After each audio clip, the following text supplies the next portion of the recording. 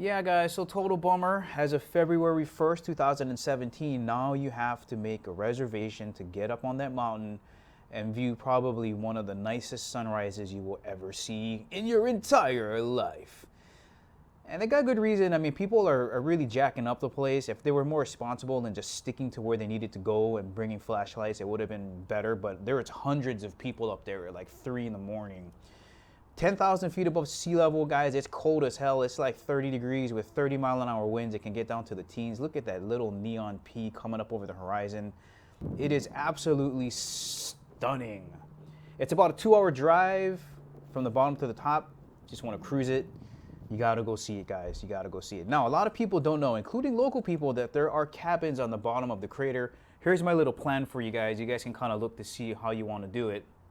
But let's say you're gonna go up to the summit of Haleakala and just kind of look around, and you're up at the Sliding Sands Trail, all right? So that's around 9,000 something feet.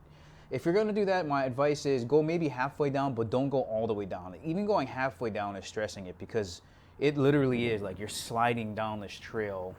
And then if you can imagine trying to go back up from the bottom, which I did one time, and it was the most painful thing ever. It's just like quicksand hiking back up at 10,000 feet. So if you're gonna do the Sliding Sands Trail and not stay on the bottom of the crater, I wouldn't even go halfway. I would just maybe go quarter of the way and check it out.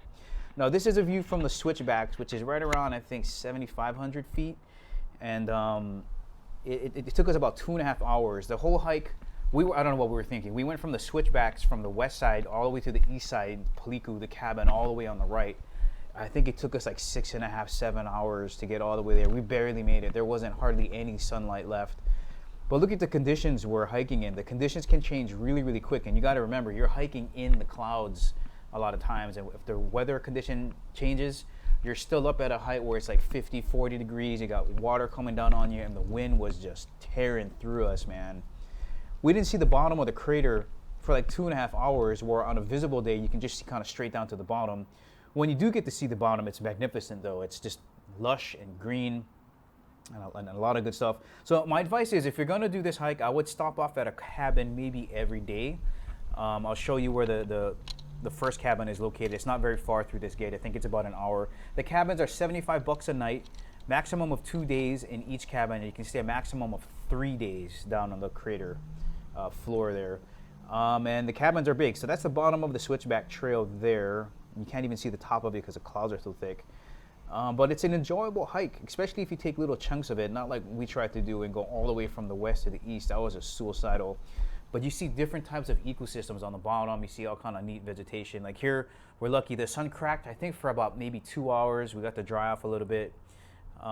There's the first cabin there. Now this cabin here is probably going to be the most used. The outhouse was like a slaughterhouse, to be honest. There's poop all over the place. But there you go, the rain came back. I mean, look at that. It's like you're on Mars. Straight out of the Lion King, man. Elephant graveyard action. Simba, don't go where the sun does not touch. Just craziness. And for the most part, it's pretty flat after this, but it's just after coming down the switchbacks, really bad. And if you could imagine coming all the way from the east, all the way west, and then having to climb up the switchbacks, that's what we did again. I would say, again, stay one night at that cabin at the bottom of the switchbacks, and you'll be totally happy with climbing it in the morning. Or the way you're supposed to do it is you're supposed to go down go down Sliding Sands, hook around, and then go up the switchbacks. It can be done. And here's Paliku. Here's the cabin all the way on the east side. And this is the second day where the sun stayed open. It came up for about like maybe 8 hours, and then it just rained on us the rest of the way. Definitely one of the more lush cabins there of the three. There's a volcano. When you hit this volcano, that's the last one before you have an hour until this cabin here. But it's definitely the most lush. It's the most green. There's not a lot of people that hike all the way to the east side of the crater. The outhouse actually was really nice. And it comes, I think every cabin has a set of nene goose just kind of hanging out. They're protected, so don't mess with them. These guys were so angry.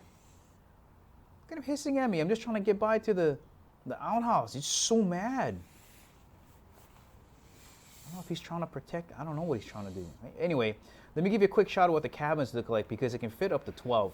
And honestly, the more people you bring, the more food you can bring. Just remember that whatever you pack in, you got to pack out. There's no garbage facilities there, so keep that in mind.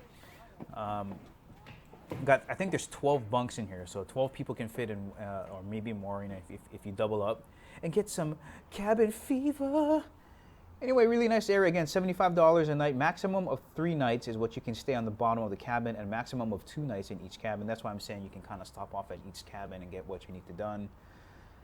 There is a gas stove here coming up, so you can, I think we did some eggs, some powdered eggs and some bacon, so good.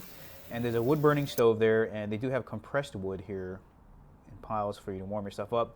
They do have a water catchment, and you do have to boil your water before drinking it. So, people from the mainland, people from Hawaii, go check it out. If you got to go make your reservation, make your reservation. Here's a shot at the outhouse. It was actually really, really clean.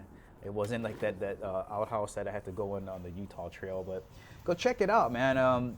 This trail goes all the way to the south side of Maui to the Kaupo Gap. But definitely go check it out. Guys, if you enjoyed the video, please give me the thumbs up. If you haven't subscribed to my channel, please do. I got more videos coming out. And as always, I will catch you guys later.